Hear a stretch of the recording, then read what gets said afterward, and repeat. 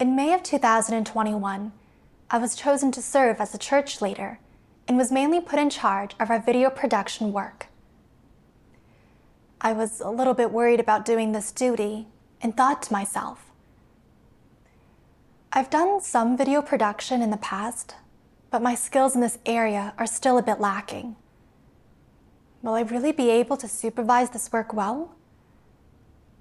If I underperform and am replaced, what will my brothers and sisters think of me? Also, the people I'm supervising all have more technical knowledge than me. If I don't identify the issues in their duties and can't provide substantial suggestions, they'll certainly think I'm an amateur who isn't an effective supervisor and is not fit to be a leader. The thought of this made me a bit anxious, but I knew that I should first accept this new duty and submit to the church's arrangements. To get up to speed with the work as soon as possible, I would sit in on any discussions my brothers and sisters would have about the work. At first, I would listen along diligently, but gradually, I started to realize that I didn't understand a lot of the professional skills being used, and I couldn't get a word in edgewise. I worried that if the brothers and sisters asked me for my viewpoint, and I didn't provide any substantive suggestions, they might think I was overestimating my own abilities and wasn't qualified to be checking up on their work when I didn't understand it at all myself. Would they think less of me? To maintain my image as a leader, apart from sharing my understanding of God's words, I wouldn't say a single thing during our discussions and overviews of the work during gatherings. I didn't want to participate or pay close attention to discussions concerning the professional side of the video production. I stopped bearing even the slightest burden and always thought, I don't understand the technical side of things anyways, so I'll mainly just resolve any issues they have with life entry. As for technical issues, I'll just leave them to rely upon and pray to God and discuss among themselves. I remember one time, a sister sent me a video she was working on in the group, asking for suggestions. At the time, I thought that since I didn't understand the technical side of production, I wouldn't be able to find any issues in the video. And what's more, I would completely lose face if I said something wrong in front of everyone.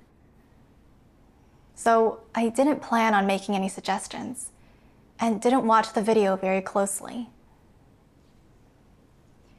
Later on, a group leader found an issue in the sister's video and asked me if I had noticed it. I could feel myself blushing because I hadn't watched the video carefully. To avoid being found out, I waited until the very end of every discussion to provide an overview and summarize what everyone said, or otherwise just chimed in with a brief, perfunctory comment like, I pretty much agree with everything that's been said. I don't have anything else to add. I had barely said anything throughout the entire gathering, and I felt terribly embarrassed and anguished. I even felt like there was no need for me to be there.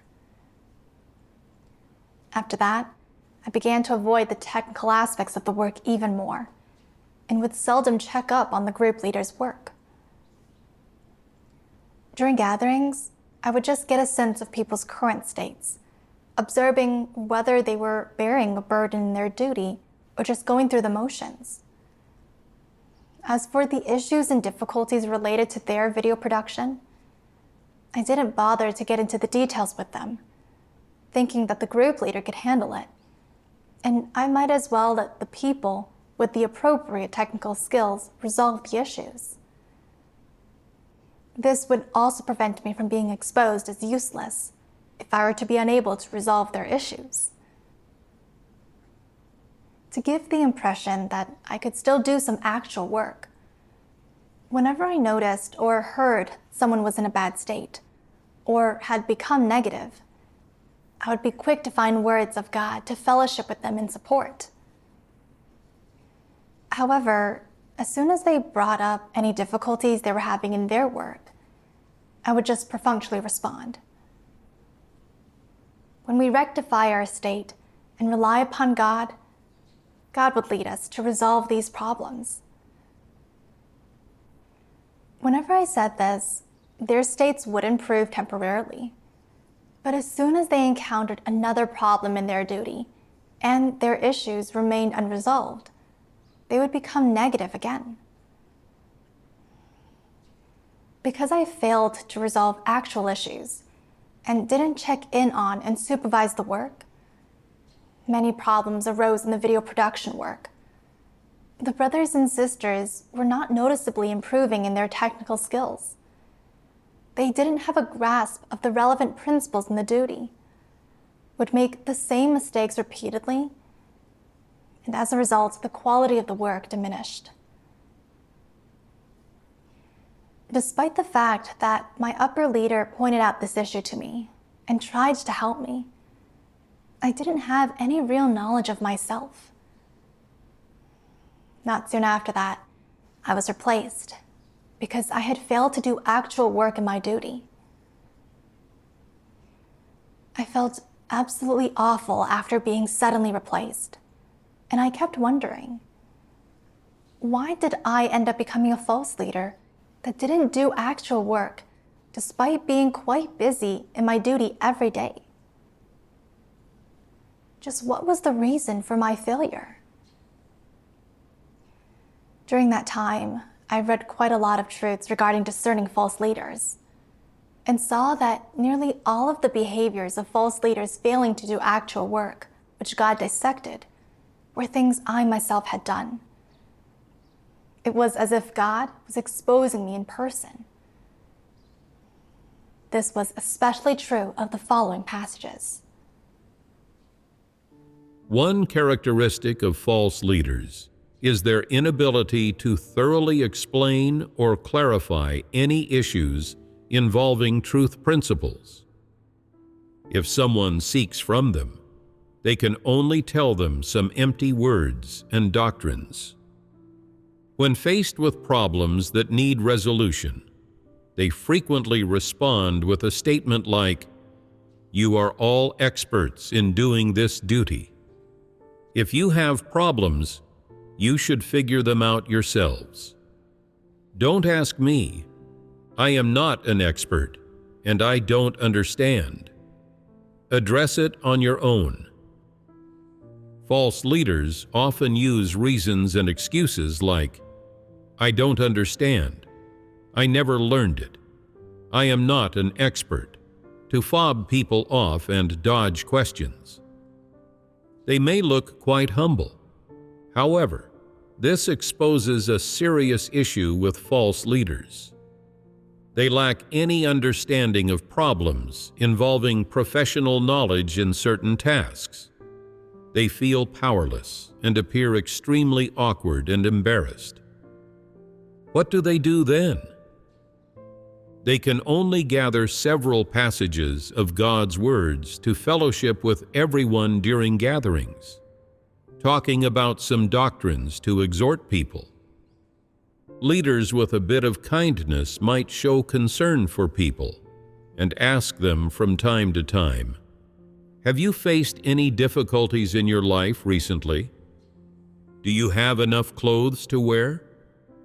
Have there been any among you who are misbehaving?" If everyone says that they don't have those issues, they reply, "Then there's no problem. Carry on with your work. I have other matters to attend to," and hastily leave, fearing that someone might bring up questions and ask them to address them, putting them in an embarrassing situation. This is how false leaders work. They can't resolve any real problems. How can they effectively carry out the work of the church As a result, the accumulation of unresolved issues eventually hinders the work of the church. This is a prominent characteristic and manifestation of how false leaders work. Of course, being a leader doesn't necessarily mean they need to understand every kind of profession, but they should clearly fellowship the truth principles necessary to solve problems, regardless of what kind of profession those problems relate to. As long as people understand the truth principles, problems can be resolved accordingly. False leaders use, "I'm a layman at this. I don't understand this profession," as a reason to avoid fellowshipping the truth principles for solving problems. This is not doing real work. If false leaders consistently use, "I'm a layman at this. I don't understand this profession," as a reason to avoid solving problems, then they are not fit for the work of leadership. The best thing they should do is to resign and let someone else take their place. But do false leaders possess this kind of reason? Will they be able to resign? They won't.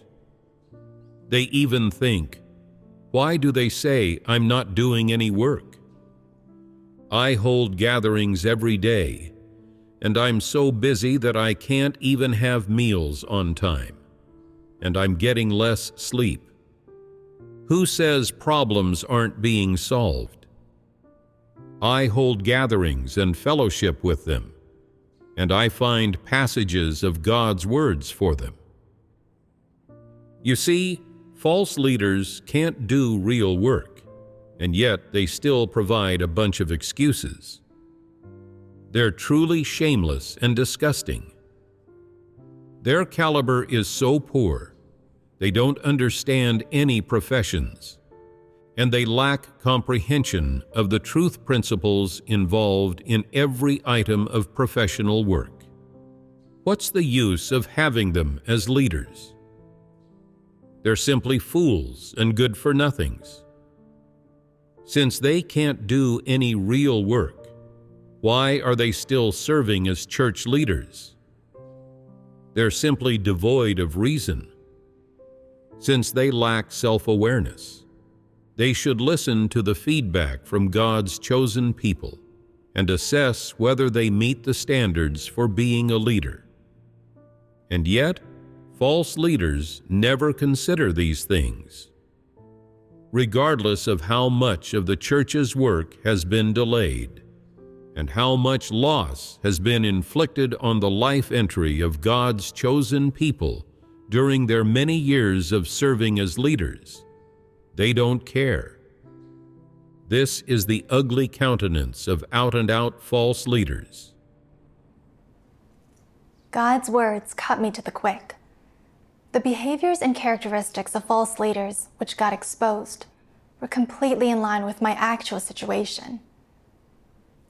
God says that false leaders will use their lack of technical knowledge as an excuse to not actually involve themselves in supervising and checking in on all aspects of work, and as an excuse for not resolving brothers and sisters' real issues and difficulties. They're satisfied to just speak words and doctrines and avoid or shirk away from dealing with specific actual issues. That is exactly how I acted. Ever since being chosen as leader, I worried that since I didn't have technical knowledge of video production, my deficiencies would be exposed when checking in on this work. I was terrified that the brothers and sisters would see through me, and that I would be embarrassed in front of everyone. To preserve my own status and reputation, I would use my lack of technical knowledge as an excuse for not participating in work discussions. I really bothered to inquire with my brothers and sisters regarding their issues and difficulties, fearing that I wouldn't be able to resolve their problems and would lose face in the process. Sometimes, when they asked me questions, I would just fob them off with some words and doctrines. Was I not deceiving them? Outwardly, it seemed as though I was quite busy gathering, fellowshipping, and seemingly resolving people's issues and doing actual work. But really, I was just working to bolster my reputation and only spoke of words and doctrines. I was presenting a facade to people, and in reality, I tried to avoid dealing with the brothers and sisters' most actual issues whenever I could. Even as I clearly saw brothers and sisters saddled with issues that were influencing their states and affecting the results of their duty, I didn't take the responsibility to resolve their issues. Instead, I used my lack of technical knowledge as an excuse to put off and shelve issues, or even cede responsibility to group leaders and have them deal with it. Reflecting upon my behavior, I saw that I wasn't doing actual work at all. I was just acting perfunctorily, going through the motions and being deceptive.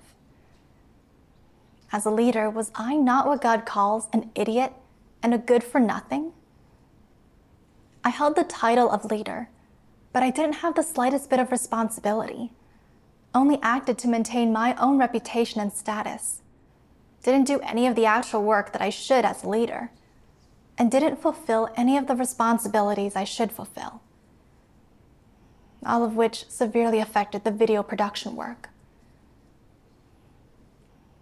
I was an out-and-out false leader and was not deserving of any trust whatsoever.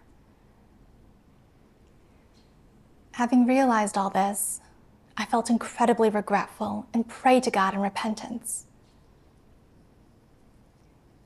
Oh God, I know my actions have been hurtful to you and left you disgusted.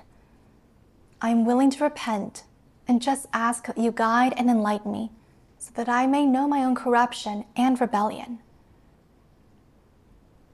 Later on, I saw a passage of God's words which said,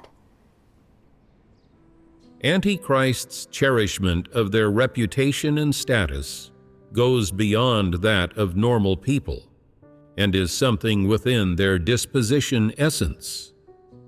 It is not a temporary interest or the transient effect of their surroundings. It is something within their life, their bones, and so it is their essence. This is to say that in everything antichrists do, their first consideration is their own reputation and status, nothing else. For antichrists, reputation and status are their life and their lifelong goal. In all they do, their first consideration is, what will happen to my status and to my reputation? Will doing this give me a good reputation? Will it elevate my status in people's minds? That is the first thing they think about, which is ample proof that they have the disposition and essence of antichrists. They would not consider these problems otherwise. It can be said that for antichrists, reputation and status are not some additional requirement, much less something extraneous that they could do without. They are part of the nature of antichrists. They are in their bones, in their blood. They are innate to them. Antichrists are not indifferent toward whether they possess reputation and status. This is not their attitude. Then what is their attitude?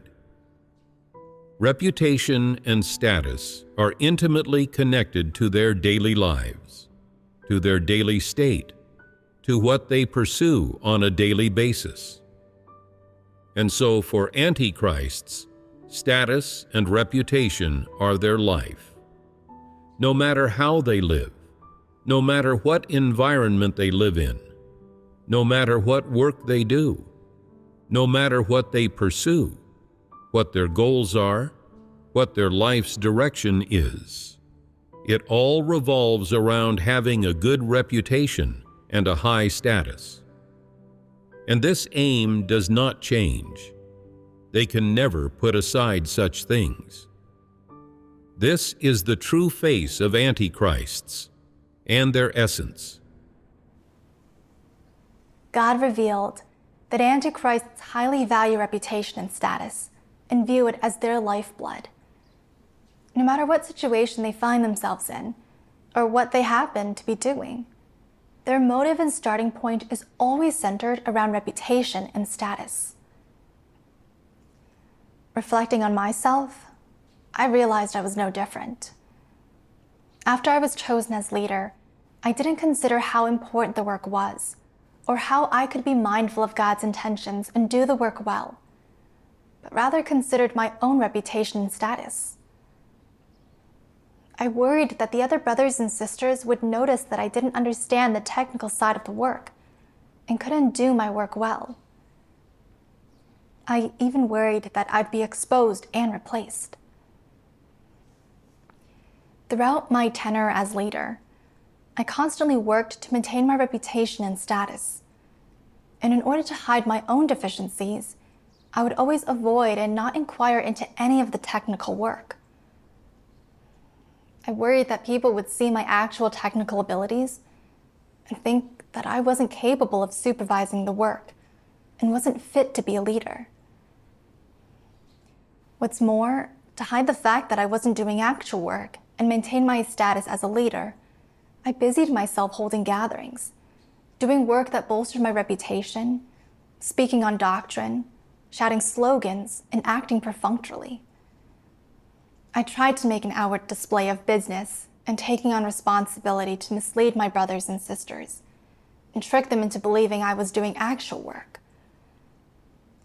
I only engaged in this fraudulent, deceptive behavior. And as a result, the video production work was delayed. I realized I had been deeply corrupted by Satan. Satanic poison's like, people need their pride just as a tree needs its bark, and a man leaves his name behind wherever he stays, just as a goose utters its cry wherever it flies, had become my very nature. I lived by such poisons, and only considered my own reputation and status while doing my duty. I didn't have the slightest care for the church's work or the life entry of my brothers and sisters. I would even shirk from doing duties I knew I should do. How selfish, despicable, deceitful, and slick I was. I thought about how, as a church leader, even if I didn't have technical knowledge of video production, I still should have worked together with my brothers and sisters to resolve the actual issues we faced in our work. That was my responsibility, and the very least I ought to do as a part of my duty. Yet, I wasn't mindful of God's intentions in the slightest, and only cared about maintaining my reputation and status. I always used my lack of knowledge as an excuse to pass off, avoid, and not execute actual work, which led to a delay in resolution to my brothers and sisters' issues, prevented them from finding a path of practice, and negatively affected the video production work. These were all my transgressions. I realized that God's righteous disposition is unoffendable. My being replaced was entirely the consequence of my seeking reputation and status and walking the path of an antichrist. If I didn't repent and transform, I would certainly be exposed and eliminated. Later on, I came across this passage of God's words. In fact, as a leader, after completing work arrangements, you must keep track of the work's progress. Even if you aren't familiar with that field of work, even if you lack any knowledge of it, you can find a way to do your work. You can find someone who is knowledgeable, who understands the work in question, to check things over and make suggestions. From their suggestions, you can identify the appropriate principles, and thus you will be able to keep track of the work. Whether or not you are familiar with or understand the type of work in question, at the very least, you must preside over it, follow up on it, and continuously make inquiries and ask questions about its progress. You must maintain a grasp of such matters. This is your responsibility. It is part of your job. Not keeping track of the work, not doing anything more once it has been assigned, washing your hands of it, is the way false leaders do things. Not following up or providing guidance on the work, not inquiring about or resolving issues that arise, and not grasping the progress or efficiency of the work. These are also manifestations of false leaders. God's words helped me realize that one does not need to understand and be capable of everything to be a church leader. Regardless of whether leaders and workers have technical know-how, they should still actively participate in the work, keep track of the progress, supervise, identify issues in a timely manner, and resolve them. This is the attitude they should have toward their duty, and is what God demands of leaders and workers. I thought of certain leaders and workers in the church that were in charge of certain areas of work requiring technical skills. Despite their having certain deficiencies and shortcomings, they bore a burden in their work, were able to supervise and keep track of work progress in a timely manner, placed emphasis on guiding brothers and sisters to do their duties according to principle, and would work together with brothers and sisters to complement their respective strengths and weaknesses. Gradually, they would start to learn certain technical skills, as well as truth principles, and the results they achieved in their duty steadily improved. This led me to recall the story of Noah. When Noah set out to build the ark, he had actually never built an ark before, and didn't even know what an ark might look like. Yet he was pure of heart, bore a burden, and was mindful of God's intentions. When God told him to do something, he would act according to his demands. In the end, the ark came together bit by bit, and Noah successfully carried out God's commission. As for me, how did I treat my duty? As a church leader, I didn't consider how to be mindful of God's intentions, get the church's work done well, and fulfill my duty, and instead sat perched in my position as leader and always sought ways to portray myself as being better and more capable than others. Afraid that if I took part in technical work, my deficiencies and shortcomings would be revealed, and the brothers and sisters would look down on me. I always used my lack of knowledge in the technical aspects of video production as an excuse to get out of participating. What an arrogant hypocrite I was.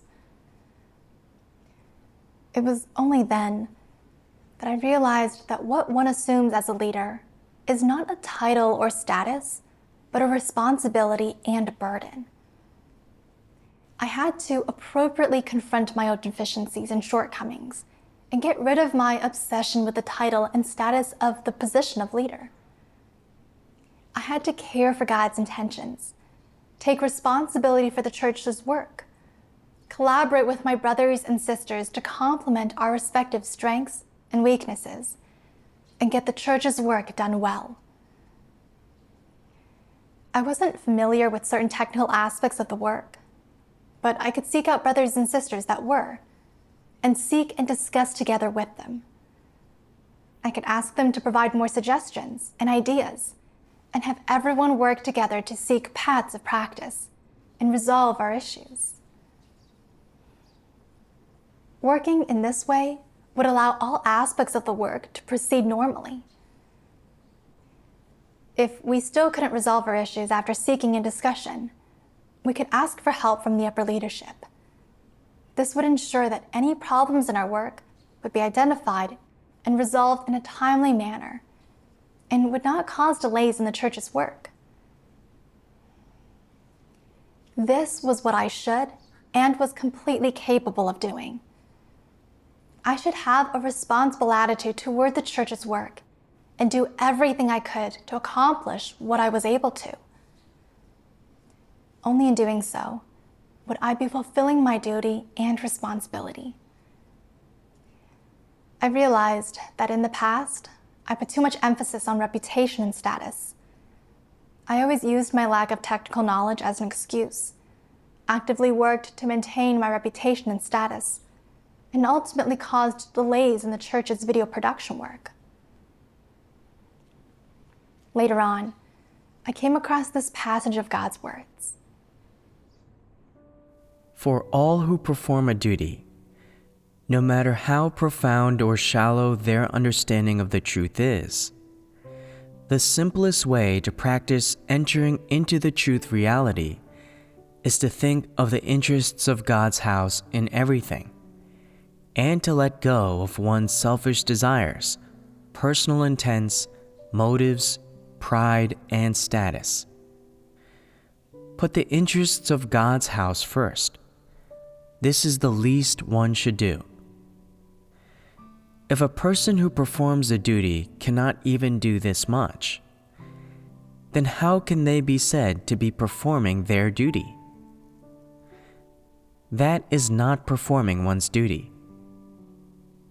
You should first think of the interests of God's house, be considerate of God's intentions, and consider the work of the church. Put these things first and foremost. Only after that can you think about the stability of your status or how others regard you. Do you not feel that this becomes a little easier when you divide it into 2 steps and make some compromises?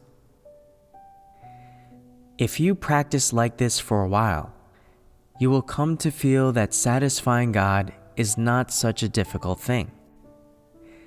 Furthermore, you should be able to fulfill your responsibilities, perform your obligations and duty, and set aside your selfish desires, intents, and motives. You should show consideration for God's intentions, and put the interests of God's house, the work of the church, and the duty that you are supposed to perform first. After experiencing this for a while, you will feel that this is a good way to comport yourself. It is living straightforwardly and honestly, and not being a base, vile person. It is living justly and honorably rather than being despicable, base, and a good-for-nothing. You will feel that this is how a person should act and the image that they should live out. Gradually, your desire to satisfy your own interests will lessen.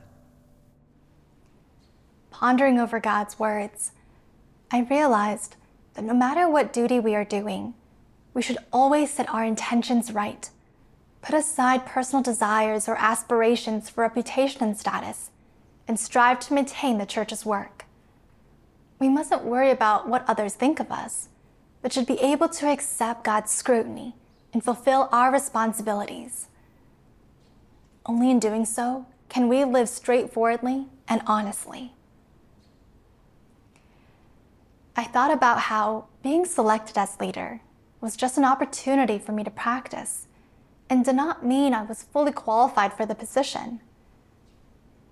I still had to continuously seek the truth in the process of doing my duty, and work together with my brothers and sisters in order to do my duty well.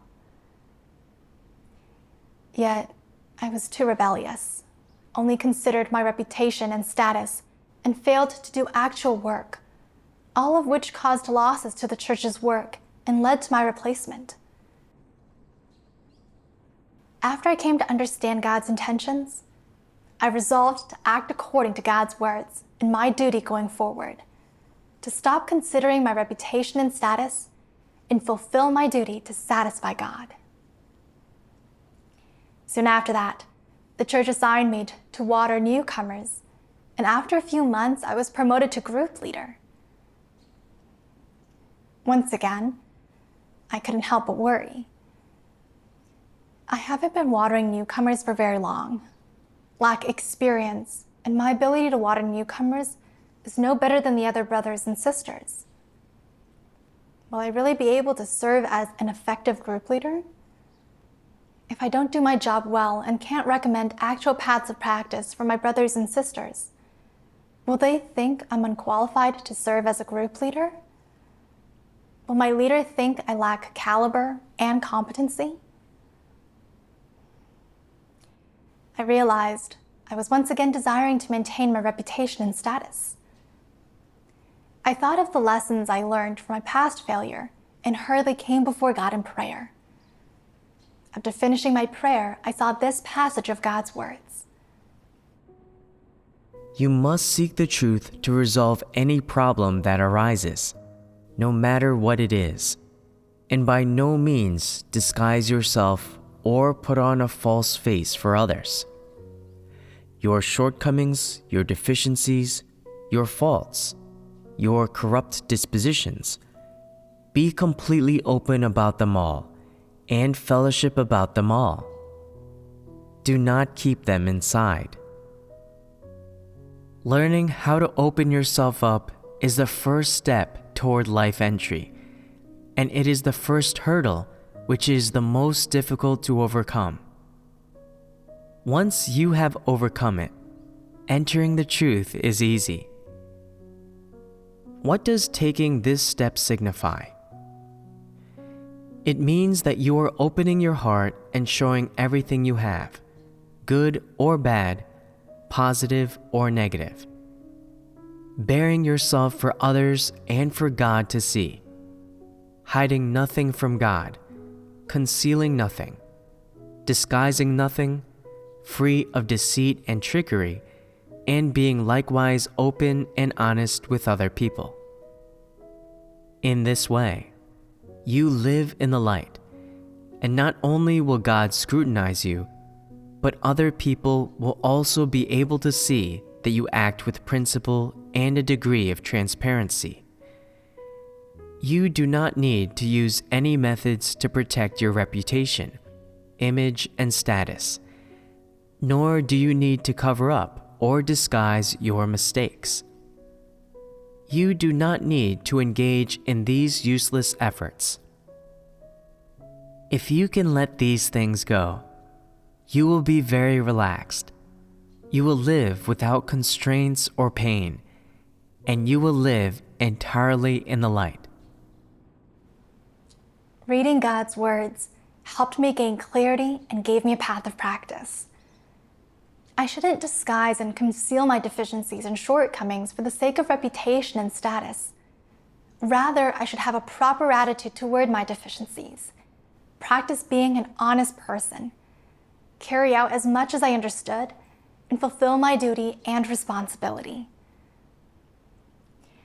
After that, I actively kept track of the work's progress, and when I encountered issues that I lacked knowledge of or was incapable of handling myself, I would seek with my brothers and sisters to resolve the problem together. Each time the brothers and sisters had gatherings for discussions, I would diligently learn from them and absorb useful paths of practice they mentioned. I would also often arm myself with the truth of visions. After practicing this way for a period of time, I gradually came to grasp some principles. My performance and my duty gradually improved, and I felt peaceful and at ease. In my reflection on this experience of being replaced, God's words have enlightened and guided me, instilling me with knowledge of the truth of my striving for reputation and status and the consequences of such actions. His words have also helped rectify my fallacious viewpoints. This is all God's love and salvation.